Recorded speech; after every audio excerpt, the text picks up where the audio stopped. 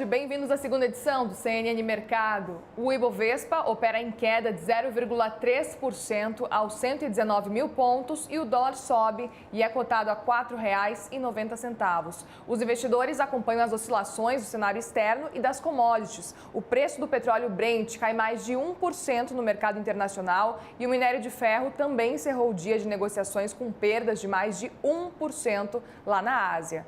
Por aqui, as ações da Vale respondem a esse desempenho negativo e operam em queda. E aí, na outra ponta, os papéis do BB Seguridade, a empresa de seguros do Banco do Brasil, lidera os ganhos, depois da divulgação do balanço do segundo trimestre. A companhia, gente, registrou um lucro líquido de 1 bilhão e 840 milhões de reais de abril a junho desse ano. Esse que foi um crescimento de 31% na comparação anual.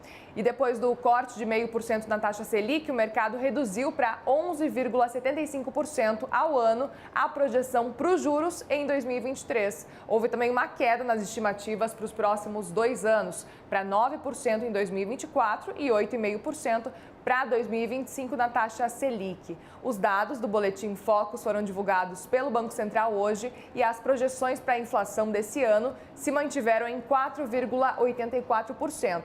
Agora, com relação ao PIB, a previsão para 2023 subiu de 2,24% para 2,26%. E para a gente encerrar, a moeda americana deve fechar o ano valendo R$ 4,90, uma leve queda aí na comparação com o boletim da semana passada.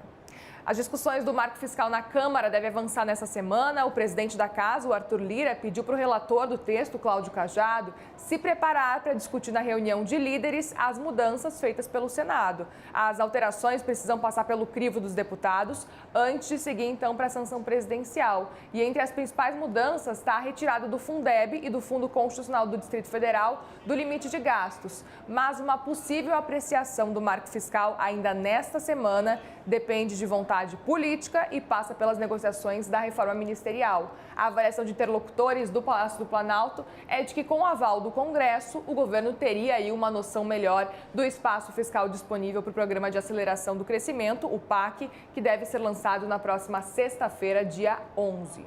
Para o estrategista-chefe da RB Investimentos, o Gustavo Cruz, o marco fiscal vai ser aprovado mesmo com um impasse na movimentação política. Vamos ouvir o que ele diz? Sobre o arcabouço, ele volta com modificações, como, por exemplo, o Fundeb e o Fundo do Distrito Federal excluídos do limite de gastos. Com isso, existe uma resistência da Câmara dos Deputados. O relator Cláudio Cajado e outros grupos entendem que você flexibilizou demais o arcabouço fiscal e, com isso, você não passa aquela mensagem sólida de que vai entregar as contas públicas em equilíbrio no médio prazo. Por trás, a gente também entende que existe uma negociação grande, uma pressão em cima do executivo do presidente Lula para que ele distribua para algum outro partido, uma ou outra bancada, mais cargos em estatais, ministérios. Portanto, a data de quando a gente vai ter o arcabouço fiscal sendo aprovado de forma definitiva vai depender muito dessa negociação política por cargos. O mercado financeiro não penaliza os ativos agora, primeiro porque já passou na Câmara, já passou no Senado. Acredita-se que mais cedo ou mais tarde a medida vai ser aprovada de forma definitiva, isso não vai ser um entrave adiante.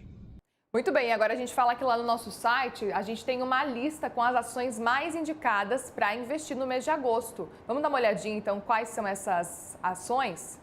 Começando pela Vale, que aparece no topo com 6 indicações. Aí em seguida vem o Itaú, depois 4 recomendações cada uma. Vem as ações da Petrobras, da B3, da Prio e da Redditor. E o corte na taxa de juros, a votação da reforma tributária e do marco fiscal são alguns dos destaques que devem movimentar as ações neste mês. Além, claro, da temporada de balanços corporativos, que já está entrando aí na reta final.